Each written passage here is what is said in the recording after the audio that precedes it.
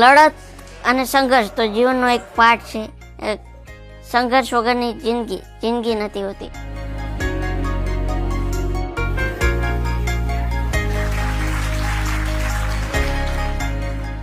મારું નામ ડૉક્ટર ગણેશ દેવુબેન વિઠ્ઠલભાઈ બારૈયા છે. મારી 3 ફૂટ હાઇટ છે અને 20 કિલો વજન છે. હાલ હું MBBS પૂર્ણ કરી સિવિલ હોસ્પિટલ ભાવનગરમાં મેડિકલ ઓફિસર તરીકે ફરજ બજાવું છું.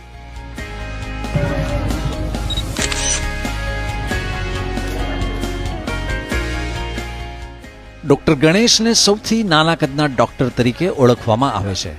હું પ્રાથમિક શાળામાં ભણતો ત્યારે મારા પપ્પાને સર્કસવાળાએ ઓફર કરેલી કે તમને 5 લાખમાં અમને દીકરો આપી દો. પણ ત્યારે મારા પપ્પાએ એ 5 લાખ સામે ના જોતા મને ભણાવ્યો. એ જ મારા માટે એક ઇન્સ્પિરેશન છે. ગણેશ જ્યારે શાળામાં ભણતા હતા ત્યારે કદને લીધે કેટલાક વિદ્યાર્થી તેમની મજાક પણ કરતા હતા. 5 કિલોમીટર નિશાળ ગામથી નિશાળ છે પ્રાથમિક, તો પહેલા ધોરણમાં બેહાડવા જાય તો ભણાવતા એને તેડી હાલી ન હોય કે થાકી જાય, પછી ઘડીક અંદર બેહાડ્યા, ઘડીક હાંડીઓ કરે, એમ કરી અમે એને બીજા ત્રીજા ચોથા 5મા ધોરણ સુધી ભણાવ્યો. એટલે મેં પછી એને રૂમે લઈ ગયો અને ફેરવ્યો, તેડીને ફેરવ્યો અને બધાને પરિચય કરાવ્યો કે આ બાળક 9મા ધોરણમાં પ્રવેશ લેવા આવ્યું છે. એટલે બધા ખૂબ દાંત કરતા, કવડો કેવો 9માં. પ્રાથમિક શાળાથી લઈને MBBSના અભ્યાસક્રમ સુધી કદને લીધે ગણેશને ખૂબ સંઘર્ષ કરવો પડ્યો. 12th સાયન્સ પાસ કર્યું અને નીટની એક્ઝામ ક્લિયર કરી અને MBBSમાં એડમિશન માટે અપ્લાય કર્યું. તો મેડિકલ કાઉન્સિલ ઓફ ઇન્ડિયાએ મારી ડિસેબિલિટીને કારણે રિજેક્ટ કર્યો. એ વર્ષ 2018 હતું. એ સમયે હું ખૂબ નિરાશ થયો અને કોઈ આશાનું કિરણ દેખાયું નહીં. ગણેશને MBBSમાં એડમિશન મળી શકે તે માટે શિક્ષકો દલપતભાઈ અને રેવંતભાઈ હાઈકોર્ટ સુધી ગયા, પણ ગણેશ કેસ હારી ગયો.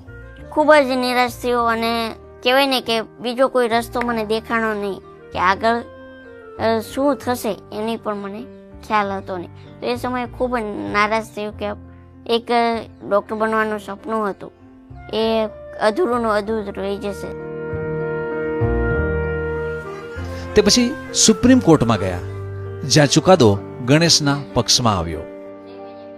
22 ઓક્ટોબર 2018ના રોજ સુપ્રીમ કોર્ટે એવું જજમેન્ટ આપ્યું કે તમને MBBSમાં એડમિશન મળી શકે, એના માટે તમને ડિસેબિલિટી રોકી શકે નહીં. દિલ્હી ગયો એટલે જ્યારે વકીલે અંદરથી બહાર આવીને કીધું કે આપણે કેસ જીતી ગયા, એટલે સર હું રિયલી ને આ 1.5 થી 2 કલાક તો રેડ્યો હશું સુપ્રીમ કોર્ટે. ગણેશે ભાવનગરમાં જે સરકારી મેડિકલ કોલેજમાં MBBS માટે એડમિશન લીધું હતું ત્યાં જ હાલ મેડિકલ ઓફિસર તરીકે કામ કરી રહ્યા છે.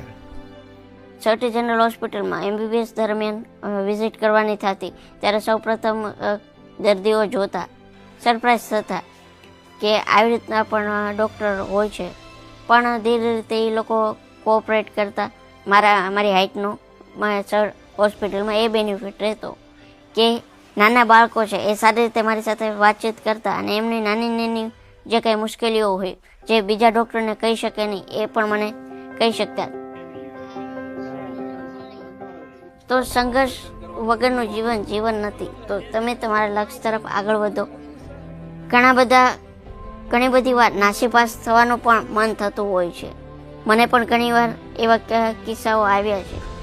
પણ જે લક્ષ્ય તરફ આપણે જે આગળ વધવું અને કંઈક પ્રાપ્ત કરવું એ જ આપણો જીવનનો ધ્યેય રાખીએ